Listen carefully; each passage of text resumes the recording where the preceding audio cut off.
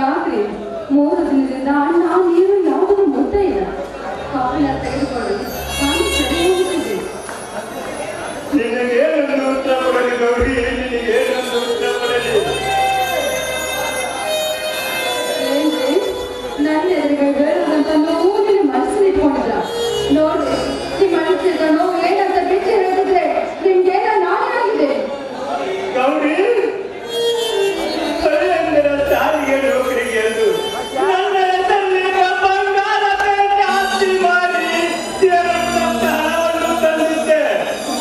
ಹಣ ಈಗ ನೋಡಿದರೆ ಮನೆಯಲ್ಲಿಲ್ಲ ಗೌರಿ, ಮನೆಯಲ್ಲಿಲ್ಲ. ಉತ್ತಮರ ಮನೆತನದಲ್ಲಿ ಹಣವು ಕಳವಾಗಿದೆ ಅಂತ ಹೇಳ್ತಾ ಇದ್ದೇನೆ. ದಾನ ಧರ್ಮ ಅಂತ ನಡೆದು ಬಂದ ಈ ಮನೆಯಲ್ಲಿ ನೋಡಿದ್ದೇನೆ. ಸತ್ಯವಂತ ಮನೆತನದಲ್ಲಿ ಸತ್ಯವಾದ ಪರೀಕ್ಷೆಗೆ ಅಳಬೇಡ ಗೌರಿ, ಅಳಬೇಡ. ಜೋರಾಗಿ ಹತ್ತು ಅಕ್ಕಪಕ್ಕದವರಿಗೆ ಗೊತ್ತಾಗುವಂತೆ ಮಾಡಬೇಡ. ಮಾಮನಾಗೆ ಪಾಲಿಸುವುದಕ್ಕಾಗಿ ಇನ್ನು 2 ಲಕ್ಷ ಹಣವನ್ನಾದರೂ ತರುತ್ತೇನೆ. ಆದರೆ ಹೀಗೆ ಮಾತ್ರ ಅಳಿಯಂದಿರಿಗೆ ಗೊತ್ತಾಗಿಸಿ ಮನಸ್ಸಾಪಿಸ ಮಾಡಬೇಡ. ಹೌದು ಯಾಕಂದ್ರೆ ಹೆತ್ತ ಮಕ್ಕಳಂತೆ ದುಡ್ಡು ಉಳಿಸಿ ಬೆಳೆಸಿದ್ವಿ ನಾವು. ಈ ವಿಷಯ ಅವ್ರಿಗೆ ಗೊತ್ತಾದ್ರೆ ಮತ್ತೆ ಅವರು ಎಂಬಿ ಕೋರ್ಟ್ಗೆ ಸಜ್ಜಾನನಿಗೆ ಬೇಗನೆ ಹಣ ಕಳಿಸುತ್ತೇನೆ ಹೇಳಿದ್ದೆ. ಬೇಗನೆ ಹೋಗಿ ಯಾರ ಕಾಲಾದರೂ ಬಿಟ್ಟು ಹಣವನ್ನು ತರುತ್ತೇನೆ. ಅಷ್ಟೊಂದು ಹಣವನ್ನು ಎಲ್ಲಿ ತರಿಸಿದ್ದೀನಿ.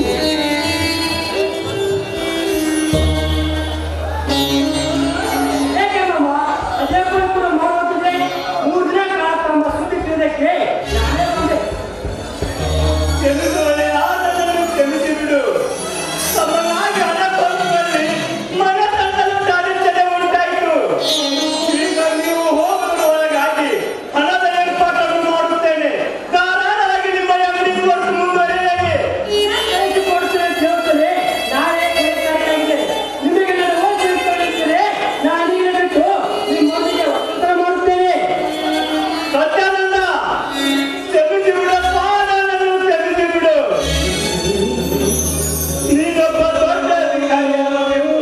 ದಯಾನಂದ ದೊಡ್ಡ ಜೀವಿಯಾಗಿ ಆಗಬೇಕು. ನಿಮ್ಮ ದೊಡ್ಡ ಉದ್ಯೋಗ ನೋಡಿ ನಾನು ನನ್ನ ಕಣ್ತುಂಬ ನೋಡಿ ನಂಬಬೇಕು. ಇದೇ ಉತ್ತಮರ ಮನೆತನವನ್ನು ಬಯಲು ಮಾಡಿ ತೋರಿಸುವಂತಾಗಬೇಕು. ಒಂದು ಮಾತು ಕೇಳಿ. ಯಾಕಮ್ಮ ಮೌನವಾಗಿ ನಿಂತಿದ್ದೀಯ? ಯಾಕೋ ನೀನೆ ಕಂಡಿರುವ ಕನಸು ಎಲ್ಲಿ ಹೋಯಿತು? ಈ ಸಮಾಜ ಸುಧಾರಣೆ ಮಾಡಬೇಕಂತ ಆಸೆ ಪಟ್ಟಿದೆಯಲ್ಲ, ಎಲ್ಲಿ ಹೋಯಿತು? ಆನಂದ ತಂದೆಯ ಕನಸು ನೆನಸಾಗಿ ಅದು ಕನಸಾಗುತ್ತೇ ಇದೆ.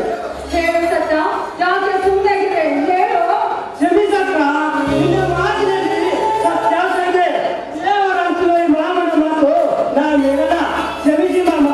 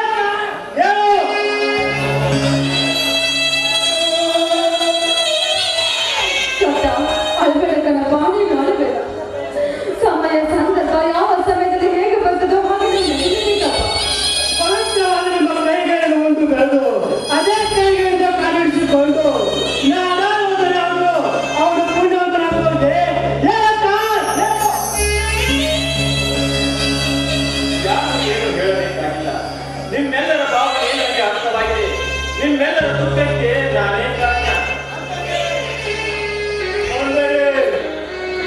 ನಮಗಾಗಿ ನಿಂತ 2 ಲಕ್ಷ ರೂಪಾಯಿಗಳನ್ನು ನಾನೇ ತೆಗೆದುಕೊಂಡಿರುತ್ತೇನೆ. ದಯಾನಂದ, ಏನು ಸ್ವಾಮಿ, ಇಂಥ ಕೆಲಸ ಮಾಡಲು ನಿನ್ನ ಮನಸ್ಸನ್ನು ಹೇಗೆ ಬಂತು? ನೀನೊಬ್ಬ ಮನುಷ್ಯನ ಮೂರ್ಖ ಅಂತ ಈಗ ಗೊತ್ತಾಯ್ತು. ದಯವಿಟ್ಟು ಕ್ಷಮಿಸಿಬಿಡಕ್ಕ ನನ್ನನ್ನು. ಗೌರಿ, ಎಂತ ಏಟನ್ನು ಹಾಕಿಬಿಟ್ಟೆ ನನ್ನ ಅಳಿಯನಿಗೆ. ಎಂತರಿಂದ ಉಳಿಸಿ ತಿನ್ನಿಸಿ ಬೆಳೆಸಿ ದೊಡ್ಡವರಾಗಿ ಮಾಡಿದ ನೀನೇ ಈ ರೀತಿ ಹೊರಗಿದೆ. ಸ್ವಾಮಿ, ಕೇಳದೆ ಮನೆಯಲ್ಲಿರುವ ಹಣವನ್ನು ಕಳೆದು ಮಾಡ್ಕೊಂಡು ಹೋಗ್ಬೇಕು. ಇದಕ್ಕೆ ಏನಾದ್ರೂ ಉತ್ತರ ಹೇಳುತ್ತಿದ್ದಳು. ಸಾಧ್ಯವಿಲ್ಲ. ಎಂದು ತಪ್ಪು ಮಾಡಿದ ನನ್ನ ಅಳಿಗಯ್ಯ ಇಂಥ ಕೆಲಸ ಮಾಡಿದ್ದಾನೆಂದರೆ ಅದನ್ನೇ ಮಹತ್ವದ ಕಾರ್ಯ ಅಡಗಿರಲೇಬೇಕು. ಹೌದು ಮಾಮ, ಪರಿಸ್ಥಿತಿಗೆ ಅನುಗುಣವಾಗಿ ಈ ಹಣವನ್ನು ಒಯ್ದು ಹೊಸ ಬಾಬಾನಗರದ ಬಡ ಜನರಿಗೆ ಕೊಟ್ಟು 1000 ಜನರಿಗೆ ಉದ್ಯೋಗ ಹಾಕಿಸಿಕೊಟ್ಟಿದ್ದೇನೆ.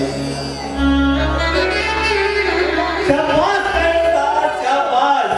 ಅಷ್ಟು ಹಣವಾದರೂ ಚಿಂತೆಯಿಲ್ಲ. 1000 ಬಡವರನ್ನು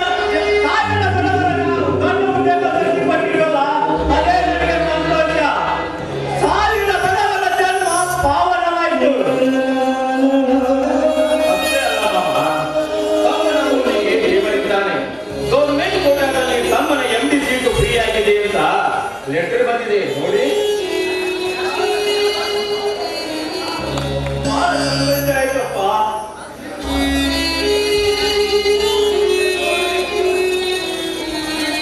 ನೀನು ಮಾಡಿದ ಪುಣ್ಯದ ಕಾರ್ಯಗಳನ್ನು ನೋಡಿ ಆ ಬಡವರ ರಾಜ್ಯದ ಆಶೀರ್ವಾದದಿಂದ ಆ ಭಗವಂತನೇ ನಡೆಸಿಕೊಟ್ಟಿದ್ದಾನೆ. ಸತ್ಯಾನಂದ ಡಾಕ್ಟರ್ ಆಗಿ ಬಿಟ್ಟ. ಅದು ಅಲ್ಲದೆ ಇದನ್ನೆಲ್ಲ ಕುಲಂಕುಷವಾಗಿ ಅರ್ಥೈಸಿಕೊಂಡ ಬಾಬಾ ಗೌಡರು ನಾನು ಹಣದಾನ ಮಾಡಿದ್ದನ್ನು ನೋಡಿ ಮೆಚ್ಚಿ ತಮ್ಮನ ಓದಿಗೆಂದು 1 ಲಕ್ಷ ರೂಪಾಯಿಗಳನ್ನು ಕೊಟ್ಟಿರುತ್ತಾರೆ. ತೆಗೆದುಕೊಳ್ಳಿ. ಇದು ಆಗಲಿ ಆಗಕ್ಕೆ ಹಾಗೆ ಸತ್ಯವಂತರ ಮೇಲೆ ಸತ್ವ ಪರೀಕ್ಷೆ ನಿಜ. ಇದಕ್ಕೆಲ್ಲ ಕಾರಣ ಆ ಭಗವಂತನೇ. ಒಟ್ಟಾರೆ ಎಲ್ಲ ಕಾರ್ಯಗಳು ಸುಬಲವಾಗಿ ಮುಗಿಯಿತು. ಜನರ ಆನಂದ ಬಾಷ್ಪದಲ್ಲಿ ಅಜರಾಮರಾಗಿ ಉಳಿಯಿತು. ರೀ, ಈಗ ಎಷ್ಟೆಲ್ಲ ಆನಂದವಾಗಿ ಸಂತೋಷವಾಗಿದ್ದೇವೆ. ಆದ ವಿಷಯನೆಲ್ಲ ಮತ್ತು ಸಂತೋಷದಿಂದ ಊಟ ಮಾಡಬೇಕು. ಬಂದ್ರೆ ಒಳಗೆ ಅಚ್ಚನ ಮನವಿನಲ್ಲಿ